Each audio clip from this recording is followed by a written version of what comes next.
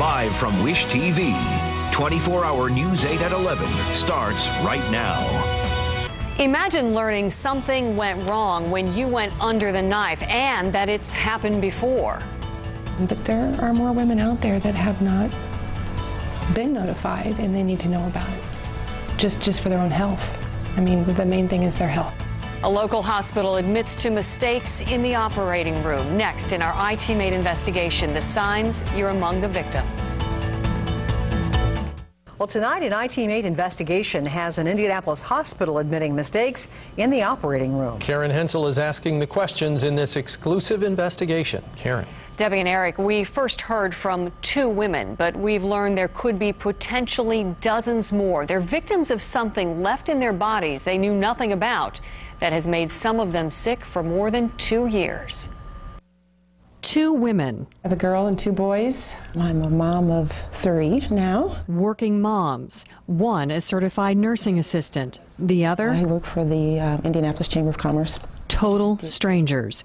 2 lives brought together, bound by a common thread.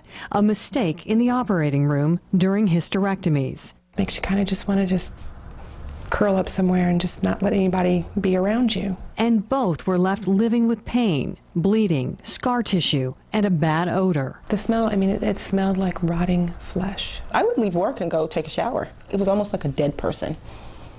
Inside the smell. Mm-hmm. Yep. She even offered to let her now husband call off the wedding they were planning. And you're having to deal with the pain and the odor. Yep. On your wedding day. On my wedding day. Yep. How hard was that? Incredibly. I remember lying on the bed at night. We were getting ready to watch a show, and my 6-year-old comes in there. And we're sitting on the bed, and it's like, Mom, what is that smell? Both say they returned to their gynecologist multiple times, questions unanswered over and over, until finally both got the same answer. Come to find out, 2 years, stitches were left in me from my surgery back in 2010. And she told me at that time that there were non-dissolvable sutures that were used. Turns out the 2 are not alone getting sutures that don't dissolve. 2 of potentially dozens of women. IT-Made obtained this medical document. In it, the doctor writes that the hospital would issue a letter regarding hospital substitution of suture later found to be permanent. 46 cases, past 2 years, different doctors. Well, I never got a letter, but I started to call them. She says she finally got a meeting with top hospital administrators. They did confirm that there were another 40-some-odd patients and that I'd be receiving a letter as to how St. Vincent's was going to make good on this. But they needed to identify all of those patients first, and those patients could have had a range of surgeries. Not all of them were necessarily hysterectomies. Cassie says she never got a letter either. But there are more women out there that have not been notified, and they need to know about it, just for their own health. Has the hospital been honest with them? How many of us are there? How could something like this happen? We took that question here to Chicago, to one of the country's top teaching hospitals and a leading expert. Dr. Jessica Shepard is the director of minimally invasive gynecology at the University of Illinois in Chicago. We asked her to show us the difference between permanent and absorbable sutures.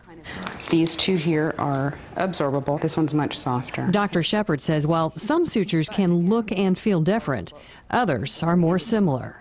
This one definitely looks very similar to a permanent suture, which is called Proline.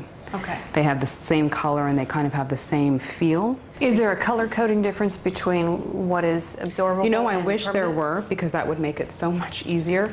Who's in charge of making sure that it's the right suture?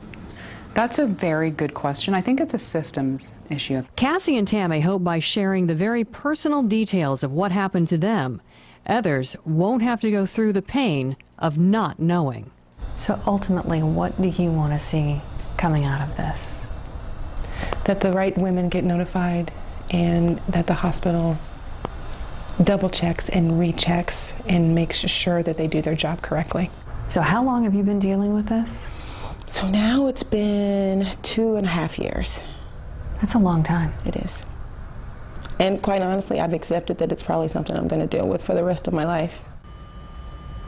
iTeammate asked St. Vincent Women's Hospital to provide an on-camera interview to show us a copy of the letter allegedly sent out and to reveal the total number of patients.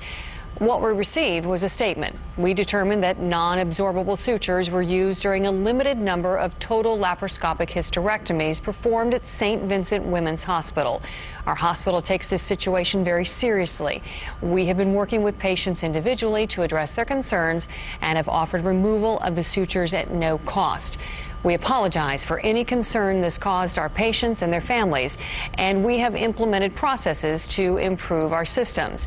So we asked to know more about those changes that were made to the system at St. Vincent and how the mistakes happened. But that request was also denied. The attorney for the two women has now filed for a class action lawsuit to include any other women who may have had this surgery. We're talking about 2008 to 2010. Suture material that's in packaging that looks a little bit similar on the outside, so it might be easily confused. It must have been very difficult for these women to come forward. I mean, this is very personal to be talking about this. Yeah, it's a very sensitive issue. I mean, you know, think about it. Not many women would discuss this even with their girlfriends, and so that's why we don't really know at this point how many women may actually be affected. But those two women were incredibly brave to step forward and tell their story. A very painful issue for them to talk about. Imagine. All right. Karen, thank you very much. Thank you. Now